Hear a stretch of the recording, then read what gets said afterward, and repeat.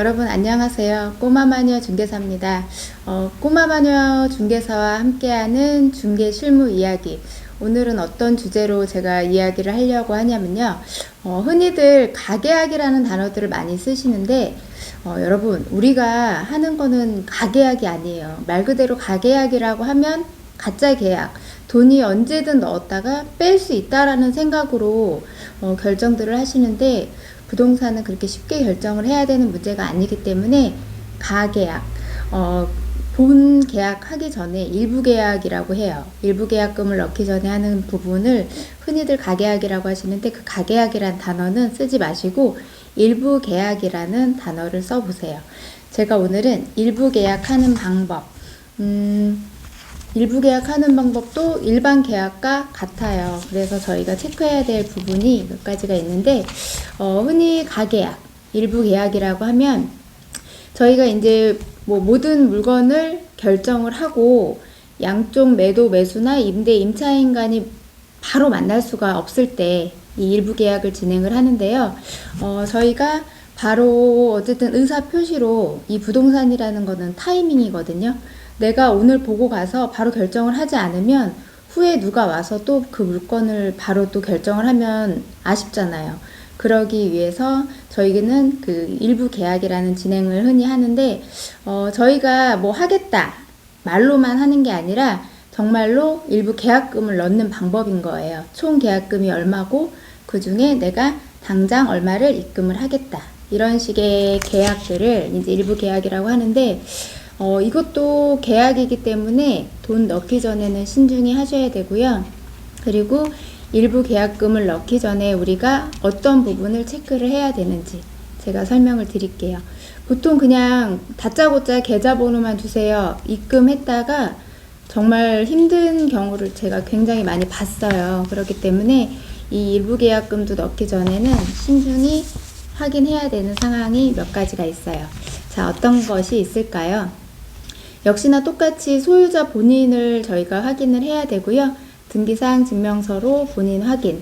그리고 일부 계약도 본 계약과 같다고 생각을 하셔야 돼요. 우선 신분증이나 서로 얼굴을 보기 전이기 때문에 문자로, 카톡으로 이제 신분증 사진 같은 거를 저희가 미리 받습니다. 그리고 본인 계좌. 그리고 총 계약금 중 얼마를 지금 당장 입금할 수 있는지에 그 돈 넣는 분 그 자금 파악도 체크를 해야 돼요. 뭐 당장 100만 원만 넣을게요 하는 부분은 솔직히 저는 그닥 권유하지 않아요.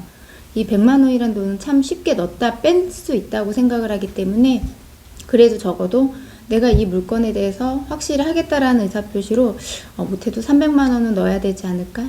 저는 그렇게 생각을 합니다. 그리고 아무래도 잔금 계약 그 잔금일과 계약일은 정해놓고 입금을 하셔야 돼요. 그냥 무조건 하겠다고 돈부터 꽂는 게 아니라 내가 서로 언제 계약금을 총계약금을 입금을 할 것이고 중도금 있다면 중도금을 언제 넣을 것이고 그리고 잔금은 언제 할 거라는 내 날짜 정도는 정확히 정해놓고 입금을 준비를 하셔야 돼요.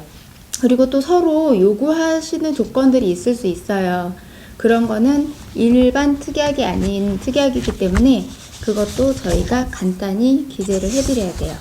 자, 일부 계약할 때 간단한 특약이라는 이제 어떤 것이 있을까요? 매매 같은 경우는 이제 중도금을 서로 요구를 하는 경우가 있기 때문에 중도금 일자 그리고 금액을 저희가 파악을 해야 돼요. 그리고 전세일 경우에는 임차인이 전세자금 대출을 받을 때 임대인의 동의가 필요한 경우가 있어요. 이럴 경우도 그 일부 계약 넣기 전에 특약사항에 기재해 주시는 것이 좋아요.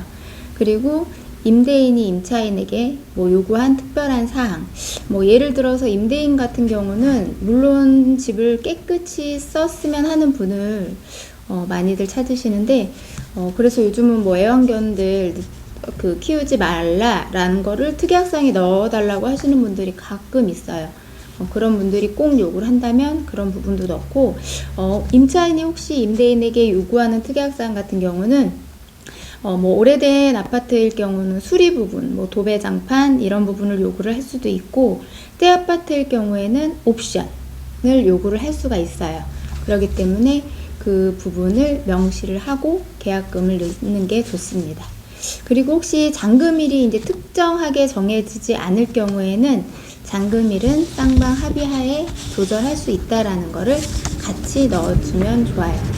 그래서 제가 일부 계약 전에 매매든 임대든 그 매도 아니면 뭐 매수, 임대, 임차인 분께 계약금 넣기 전에 넣는 이 특약 문구를 지금 보여드리려고 해요. 자, 한번 보세요. 일부 계약 중 매매 계약 문구 같은 경우는 제가 직접 쓰는 문구니까 참고하세요. 꼬마마녀 부동산 매매 계약 내용입니다. 이 매매 계약 현황은 제가 이제 몸담고 있는 아파트를 예시를 했고요. 금액적인 거는 그냥 예시니까 참고만 해주세요. 뭐 물건지에 관한 주소도 정확히 들어가 있어야 돼요. 어디 아파트 몇 동 몇 호, 총 매매가 얼마, 그리고 총 계약금 얼마 중에 지금 당장 입금할 금액 얼마, 그리고 중도금이 있을 경우는 중도금 얼마, 몇 월 며칠, 그리고 잔금일 정해주고요. 이제 잔금일이 만약에 조절될 수 있다면 조절될 수 있다라는 내용, 그리고 매도인과 매수인의 정확한 성명, 그리고 매도인의 계좌번호, 이 부분이 또 중요해요. 계약 해지 시 위약금, 약정 적용, 이 내용은 똑같아요. 매도인은 계약금을 포기할 경우 계약금 2배, 그리고 매수인은 계약금 포기로 확실한 계약이라는 것을 명시를 해 주셔야 돼요. 그리고 이 계약이 확인됐을 경우에는 회신 문자를 드립니다 라고 문자를 보내고 답장이 왔을 때 그때 입금을 해드리고 있어요. 자, 이제 일부 계약 중 임대 계약 문구예요. 꼬마마녀 부동산입니다. 임대 계약 내용입니다. 임대 계약 현황, 어디 아파트 몇 동 몇 호, 전세가 얼마 중, 이제 월세일 경우에는 보증금 얼마, 월세 얼마라고 이제 기재를 하면 되겠죠. 총 계약금 얼마 중 오늘 며칠 날짜로 일부 얼마 입금, 그리고 잔금일 기재하시고요. 그리고 임대인, 임차인 이름 넣으시고 계좌번호, 똑같이 계약 해지 시 위약금 약정 적용이라는 문구를 넣습니다.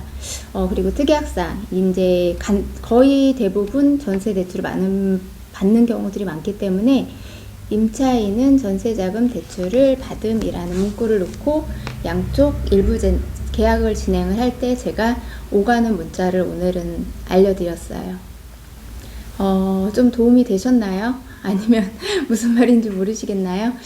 조금씩 그래도 혼자 하는 것보다 이렇게 제가 아주 간단한 사소한 걸로 도움이 되셨으면 하고자 오늘은 일부 계약 진행 방법에 대해서 한번 제가 나름 도와드리려고 얘기를 나눴는데 혹시 조금이라도 도움이 되셨다면 좋아요, 구독하기 눌러주세요.